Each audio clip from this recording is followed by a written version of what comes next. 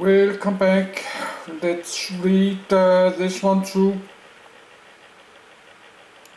Components of jet engines. This article has multiple issues. Please help improve it or discuss these issues on the talk page. Learn how and when to remove these template messages. This article needs additional citations for verification. February 2009. The topic of this article may not meet Wikipedia's general notability guideline. July 2021. This article uses bare URLs, which are uninformative and vulnerable to link rot. September 2022. This article briefly describes the components and systems found in jet engines. Major components, edit. Basic components of a jet engine, axial flow design. Major components of a turbojet including references to turbofans, turboprops and turboshafts. 1 cold section. 1 air intake, inlet, for subsonic aircraft. The inlet is a duct which is required to ensure smooth airflow into the engine despite air approaching the inlet from directions other than straight ahead. This occurs on the ground from crosswinds and in flight with aircraft pitch and yaw motions. The duct length is minimized to reduce drag and weight. Air enters the compressor at about half the speed of sound, so at flight speeds lower than this the flow will accelerate along the inlet and at higher flight speeds it will slow down. Thus the internal profile of the inlet has to accommodate both accelerating and diffusing flow without undue losses. For supersonic aircraft, the inlet has features such as cones and ramps to produce the most efficient series of shock waves which form when supersonic flow slows down. The air slows down from the flight speed to subsonic velocity through the shock waves, then to about half the speed of sound at the compressor through the subsonic part of the inlet. The particular system of shock waves is chosen, with regard to many constraints such as cost and operational needs, to minimize losses, which in turn maximizes the pressure recovery at the compressor. 2 compressor or fan. The compressor is made up of stages. Each stage consists of rotating blades and stationary stators or vanes. As the air moves through the compressor, its pressure and temperature increase. The power to drive the compressor comes from the turbine, see below, as shaft torque and speed. 3 bypass ducts deliver the flow from the fan with minimum losses to the bypass propelling nozzle. Alternatively, the fan flow may be mixed with the turbine exhaust before entering a single propelling nozzle. In another arrangement, an afterburner may be installed between the mixer and nozzle. 4 shaft. The shaft connects the turbine to the compressor, and runs most of the length of the engine. There may be as many as 3 concentric shafts, rotating at independent speeds, with as many sets of turbines and compressors. Cooling air for the turbines may flow through the shaft from the compressor. 5 diffuser section. The diffuser slows down the compressor delivery air to reduce flow losses in the combustor. Slower air is also required to help stabilize the combustion flame, and the higher static pressure improves the combustion efficiency. 2 hot section. 1 combustor or combustion chamber.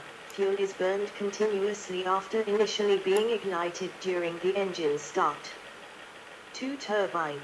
The turbine is a series of blade discs that act like a windmill, extracting energy from the hot gases leaving the combustor. Some of this energy is used to drive the compressor.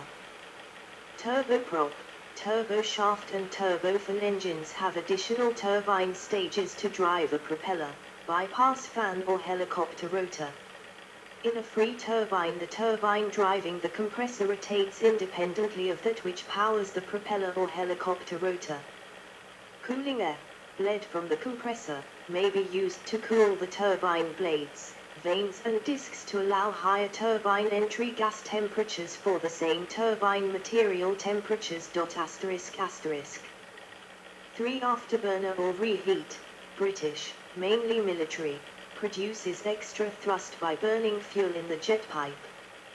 This reheating of the turbine exhaust gas raises the propelling nozzle entry temperature and exhaust velocity. The nozzle area is increased to accommodate the higher specific volume of the exhaust gas. This maintains the same airflow through the engine to ensure no change in its operating characteristics. For exhaust or nozzle, turbine exhaust gases pass through the propelling nozzle to produce a high-velocity jet. The nozzle is usually convergent with a fixed flow area. 5. Supersonic nozzle. For high nozzle pressure ratios, nozzle entry pressure /ambient pressure, a convergent divergent, DeLaval, nozzle is used. The expansion to atmospheric pressure and supersonic gas velocity continues downstream of the throat and produces more thrust. Components working together, edit. The components above, except the shaft, are linked by a parameter common to all of them, the flow rate of gas passing through the engine, which is the same for all components at the same time. As a basic statement, this is an acceptable approximation which ignores the addition of fuel in the combustor and bleeding air from the compressor. There is a common requirement for all of them, to waste as little of the fuel supplied to the engine in collectively contributing to the output of the engine, which is thrust or power to a propeller or rotor. For flow through ducts, this means keeping the flow Mach number, Mn, low, since losses increase with increasing Mn. Having too high a Mn at entry to a duct is particularly relevant in ducts where there is heat addition, i.e. the engine combustor, and an afterburner if fitted, since the Mn would reach sonic velocity if the entry Mn were too high, Rayleigh flow. The compressor and turbine, as well as having to pass the same flow, turn together so the speeds have a fixed relationship, usually equal unless connected with a gearbox, and one drives the other so the turbine power has to equal the compressor power. At the same time, losses in the compressor and turbine have to be reduced so they operate with acceptable efficiency. The designing, sizing and manipulation of the operating characteristics of the components so they work together as a unit is known as matching. The performance and efficiency of an engine can never be taken in isolation.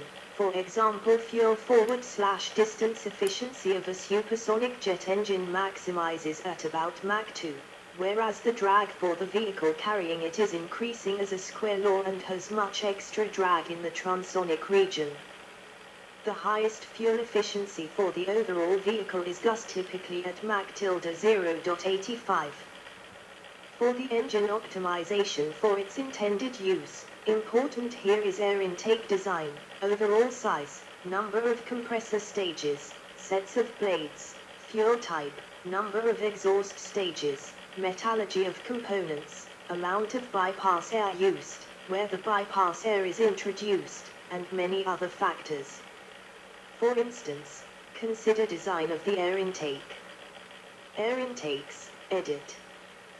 The air intake, inlet US, is an aerodynamic duct extending from an entry lip to the engine fan forward/compressor. For supersonic intakes with variable geometry it is called an intake system, referring to the need for shock wave and internal duct flow management using variable position surfaces, ramps or cones, and bypass doors. The duct may be part of the fuselage structure with entry lip in various locations, aircraft nose, Corsair 7, fuselage side, Dassault Mirage 3, or located in an engine nacelle attached to the fuselage, Grumman F-14 Tomcat, Bombardier CRJ, or wing, Boeing 737. Subsonic inlets, edit. Pitot inlets are used for subsonic aircraft. A pitot inlet is little more than a tube with an aerodynamic fairing around it. When an aircraft is not moving, and there is no wind, air approaches the intake from all directions, directly ahead, from the side, and from behind. At low airspeeds, the stream tube approaching the lip is larger in cross-section than the lip flow area, whereas at the intake design flight Mach number the two flow areas are equal. At high flight speeds the stream tube is smaller, with excess air spilling round the lip. Radiusing of the lip prevents flow separation and compressor inlet distortion at low speeds during crosswind operation and takeoff rotation. Supersonic inlets, edit. Supersonic intakes exploit shock waves to decelerate the airflow to a subsonic condition at compressor entry. There are basically two forms of shock waves. One, normal shock waves lie perpendicular to the direction of the flow. Normal shock waves tend to cause a large drop in stagnation pressure. The higher the supersonic entry Mach number to a normal shock wave, the lower the subsonic exit Mach number and the stronger the shock, i.e. the greater the loss in stagnation pressure across the shock wave. Two conical, three-dimensional, and oblique shock waves, 2D, are angled rearwards, like the bow wave on a ship or boat, and radiate from a flow disturbance such as a cone or a ramp. For a given inlet Mach number, they are weaker than the equivalent normal shock wave and, although the flow slows down, it remains supersonic throughout. Conical and oblique shock waves turn the flow, which continues in the new direction, until another flow disturbance is encountered downstream. Note: comments made regarding three-dimensional conical shock waves generally also apply to 2D oblique shock waves. A sharp-lipped version of the Pitot intake, described above for subsonic applications, performs quite well at moderate supersonic flight speeds. A detached normal shock wave forms just ahead of the intake lip and shocks the flow down to a subsonic velocity. However, as flight speed increases, the shock wave becomes stronger, causing a larger percentage decrease in stagnation pressure, i.e. poorer pressure recovery. An early U.S. supersonic fighter, the F-100 Super Sabre, used such an intake. An unswept lip generates a shock wave, which is reflected multiple times in the inlet. The more reflections before the flow gets subsonic, the better pressure recovery. More advanced supersonic intakes, excluding Pitots, A. exploit a combination of conical shock wave /S and a normal shock wave to improve pressure recovery at high supersonic flight speeds. Conical shock wave /S are used to reduce the supersonic Mach number at entry to the normal shock wave, thereby reducing the resultant overall shock losses. B. Have a design shock on lip flight Mach number, where the conical /oblique shock wave /S intercept the cowl lip, thus enabling the stream tube capture area to equal the intake lip area. However, below the shock on lip flight Mach number, the shock wave angle /S are less oblique, causing the streamline approaching the lip to be deflected by the presence of the cone /ramp. Consequently, the intake capture area is less than the intake lip area, which reduces the intake airflow. Depending on the airflow characteristics of the engine, it may be desirable to lower the ramp angle or move the cone rearwards to refocus the shock waves onto the cowl lip to maximize intake airflow. C. Are designed to have a normal shock in the ducting downstream of intake lip, so that the flow at compressor /fan entry is always subsonic. This intake is known as a mixed compression inlet. However, two difficulties arise for these intakes. One occurs during engine throttling while the other occurs when the aircraft speed, or Mach, changes. If the engine is throttled back, there is a reduction in the corrected, or non-dimensional, airflow of the LP compressor /fan. But, at supersonic conditions, the corrected airflow at the intake lip remains constant, because it is determined by the flight Mach number and intake incidence /yaw. This discontinuity is overcome by the normal shock moving to a lower cross-sectional area in the ducting, to decrease the Mach number at entry to the shock wave. This weakens the shock wave, improving the overall intake pressure recovery. So, the absolute airflow stays constant, whilst the corrected airflow at compressor entry falls, because of a higher entry pressure. Excess intake airflow may also be dumped overboard or into the exhaust system, to prevent the conical forward/oblique shock waves being disturbed by the normal shock being forced too far forward by engine throttling. The second difficulty occurs when the aircraft Mach number changes. The airflow has to be the same at the intake lip, at the throat and at the engine. This statement is a consequence the conservation of mass. However, the airflow is not generally the same when the aircraft's supersonic speed changes. This difficulty is known as the airflow matching problem, which is solved by more complicated inlet designs than are typical of subsonic inlets. For example, to match airflow, a supersonic inlet throat can be made variable and some air can be bypassed around the engine and then pumped as secondary air by an ejector nozzle. If the inlet flow is not matched, it may become unstable with the normal shock wave in the throat suddenly moving forward beyond the lip, known as inlet unstart. Spillage drag is high and pressure recovery low with only a plain shock wave in place of the normal set of oblique shock waves. In the SR-71 installation the engine would continue to run although afterburner blowout sometimes occurred. Inlet cone, edit. Main article, Inlet cone. Many second-generation supersonic fighter aircraft featured an inlet cone, which was used to form the conical shock wave. This type of inlet cone is clearly seen at the very front of the English Electric Lightning and MiG-21 aircraft, for example. The same approach can be used for air intakes mounted at the side of the fuselage, where a half cone serves the same purpose with a semicircular air intake, as seen on the F-104 Starfighter and BAC TSR-2. Some intakes are biconic, that is they feature two conical surfaces.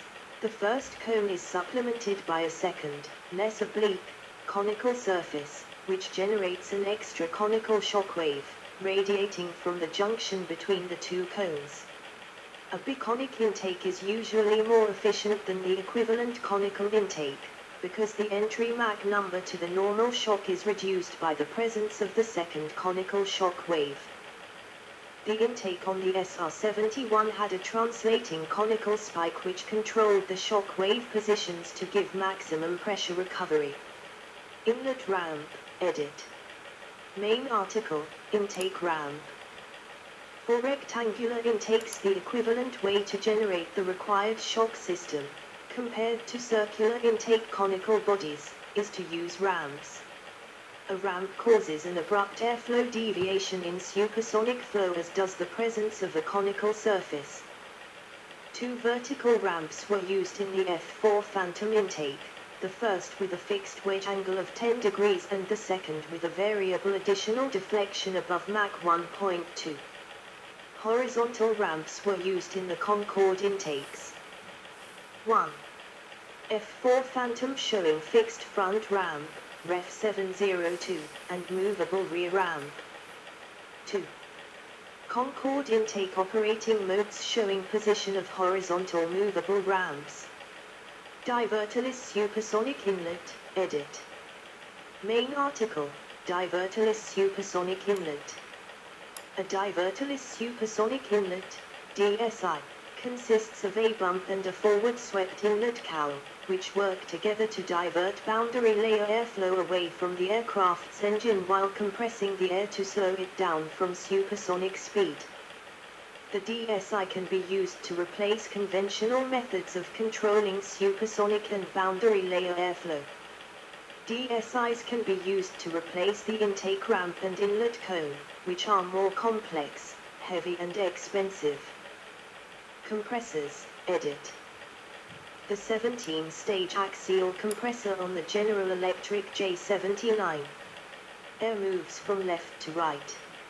Each compressor stage is a row of rotor blades which give the air tangential velocity followed by a stationary row of stator blades which slow the air and raise its static pressure. The top casing holding the stators has been removed to show the rotor blades. Visible on the bottom casing are the actuating levers for the 6 stages of variable status. The blades and air passage get smaller from left to right because the volume of each pound of air gets smaller as the air is compressed from 1 atmosphere to 12. Axial compressors rely on spinning blades that have aerofoil sections, similar to aeroplane wings. As with aeroplane wings, in some conditions the blades can stall. If this happens, the airflow around the stalled compressor can reverse direction violently. Each design of a compressor has an associated operating map of airflow versus rotational speed for characteristics peculiar to that type. See compressor map. At a given throttle condition, the compressor operates somewhere along the steady-state running line. Unfortunately, this operating line is displaced during transients. Many compressors are fitted with anti-stall systems in the form of bleed bands or variable geometry stators to decrease the likelihood of surge. Another method is to split the compressor into 2 or more units, operating on separate concentric shafts. Another design consideration is the average stage loading. This can be kept at a sensible level either by increasing the number of compression stages, more weight forward/cost, or the mean blade speed, more blade forward/disc stress. Although large flow compressors are usually all axial, the rear stages on smaller units are too small to be robust. Consequently, these stages are often replaced by a single centrifugal unit. Very small flow compressors often employ 2 centrifugal compressors, connected in series. Although in isolation centrifugal compressors are capable of running at quite high pressure ratios, for example 10:1, impeller stress considerations limit the pressure ratio that can be employed in high overall pressure ratio engine cycles. Increasing overall pressure ratio implies raising the high-pressure compressor exit temperature. This implies a higher high-pressure shaft speed, to maintain the datum blade tip Mach number on the rear compressor stage. Stress considerations, however, may limit the shaft speed increase, causing the original compressor to throttle back aerodynamically to a lower pressure ratio than datum. Combustors, edit. Main article, combustor.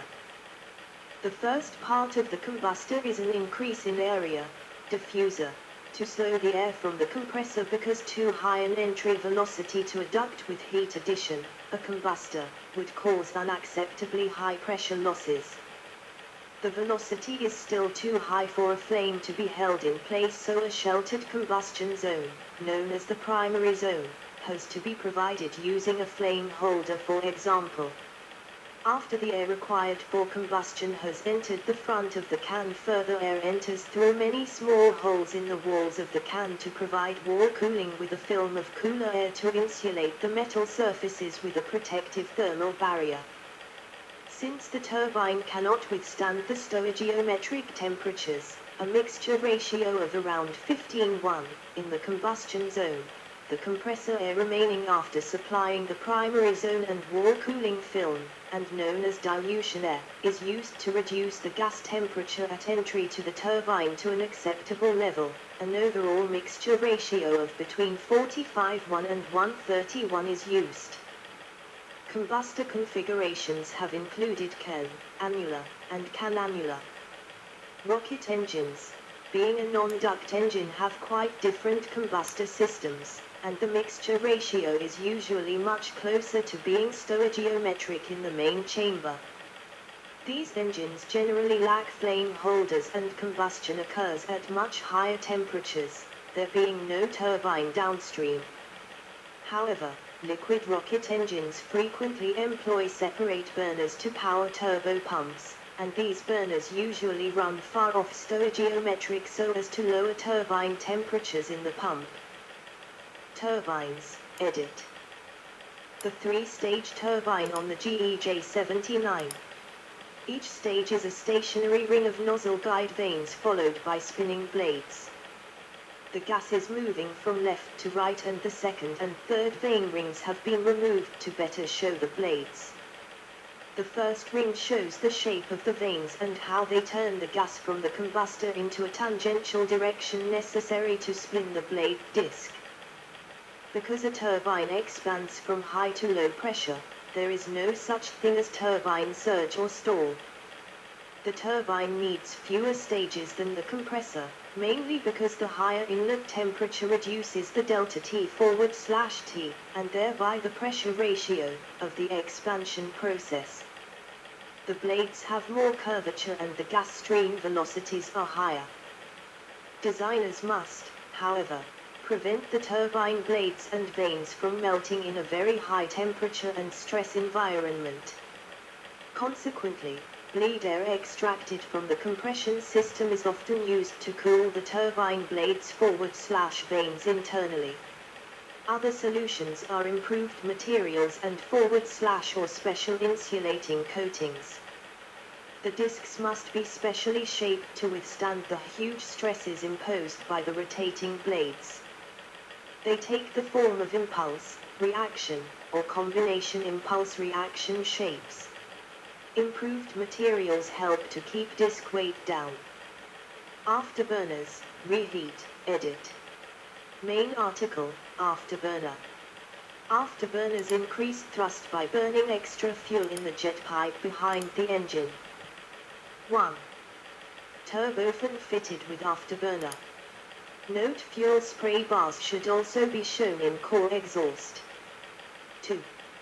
Afterburner fuel tubes to internal spray bars, GEJ79. Nozzles, edit. Main article, propelling nozzle.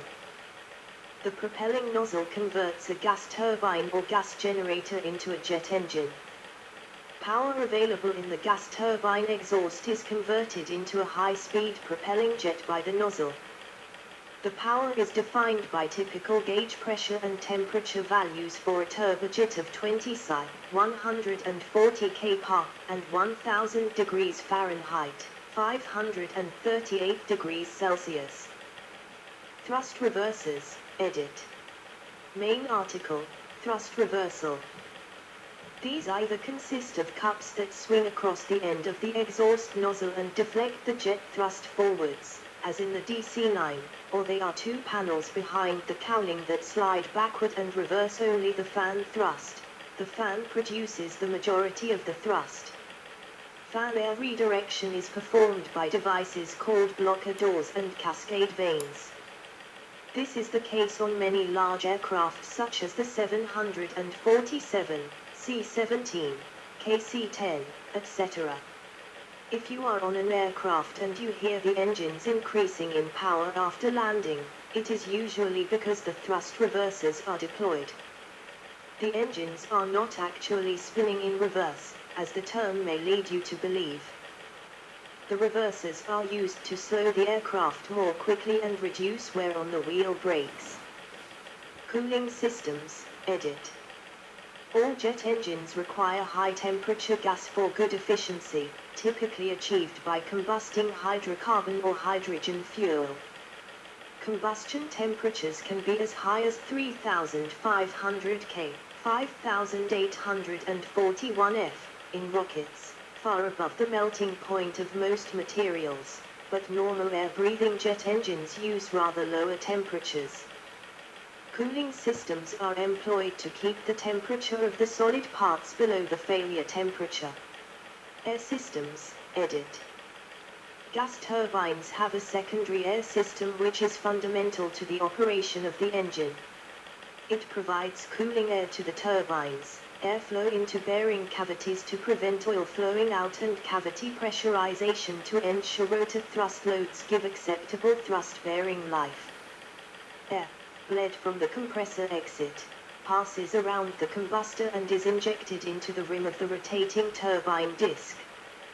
The cooling air then passes through complex passages within the turbine blades. After removing heat from the blade material, the air, now fairly hot, is vented, via cooling holes, into the main gas stream. Cooling air for the turbine vanes undergoes a similar process. Cooling the leading edge of the blade can be difficult. because the pressure of the cooling air just inside the cooling hole may not be much different from that of the oncoming gas stream. One solution is to incorporate a cover plate on the disc. This acts as a centrifugal compressor to pressurize the cooling air before it enters the blade. Another solution is to use an ultra-efficient turbine rim seal to pressurize the area where the cooling air passes across to the rotating disc. Seals are used to